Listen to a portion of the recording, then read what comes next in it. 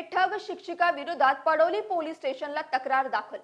आज गुदगुद जनसंपर्क कार्यालयात काँग्रेस अध्यक्ष राजू रेड्डी यांनी केली पत्रकार परिषद आयोजित।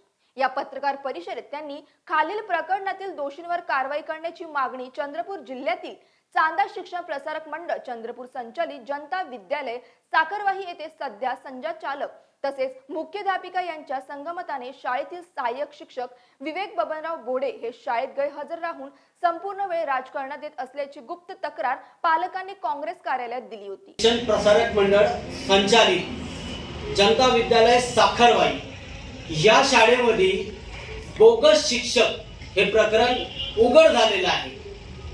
येथे भारतीय जनता पक्षाच्या प्रदेश उपाध्यक्ष असलेल्या नेत्याने जो या शाळेमध्ये शिक्षक आहे याने त्या ठिकाणी रोजंदारीवर एक शिक्षक नियुक्त करून शासनाची व विद्यार्थ्यांची फसवणूक केलेली आहे। या फसवणुकीत या शाळेतील मुख्याध्यापिका आणि या शिक्षण संस्थेचे पदाधिकारी शामिल असून यांनी खूप मोठा असा भ्रष्टाचार केलेला आहे। या भ्रष्टाचारी नेत्यांवर तसेच या शिक्षकांवर कारवाई करण्यासंदर्भात पडोली येथे लेखी तक्रार देण्यात आलेली आहे।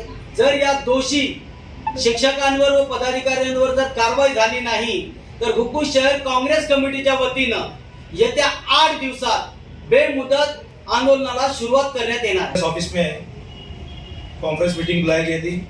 संदर्भ ऐसा है कि आप लोगों को मालूम है कि बीते 8-10 दिन पहले साखरवाही स्कूल में जिस तरीके की गोरख धंधा चल रही है, एक टीचर अपने दूसरे काम करने के लिए दूसरा टीचर को वहां पर प्राइवेट का नियुक्त करके गवर्नमेंट शासन के साथ में वो 70 से 80 हजार रुपए लेगा और 10 से 15 हजार रुपए देके 9वीं वर्ग का जो बच्चे को सिखाया जा रहा था।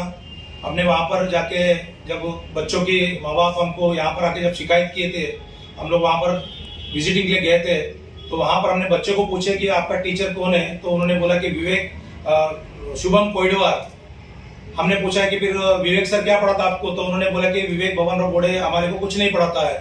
तो इसकी मतलब कई सालों से साखरवाही स्कूल जो अशोक गीतोड़े जी का स्कूल है, उस स्कूल में काफी स्कूल में भी ऐसा गोरख धंधा चल रहा है और विद्यार्थियों के साथ में एकदम उनको नुकसान किया जा रहा है, उनके भविष्य के साथ खेला जा रहा है। इस संदर्भ में हमने पडोली पुलिस स्टेशन के अंदर में हमने केस दर्ज कराया है। साथ में एसपी साहब को, कलेक्टर साहब को और शिक्षण अधिकारी को हमने लेटर दिया है। ये भाजपा का एक पदाधिकारी है, आज महाराष्ट्र में बीजेपी सत्ता पे है, हो सकता है कि उसके ऊपर कार्रवाई नहीं होगा, क्योंकि हमें मालूम है कि हम 8-10 दिन से पेपर जो हम लोग पुरावा दे रहे हैं लेकिन उसके ऊपर में किसी तरह का कोई कार्रवाई उसके ऊपर हो रहा नहीं। इसकी मतलब कहीं ना कहीं राजनीति का संरक्षण उसको मिल रहा है। प्रतिनिधि मनोज गोरे।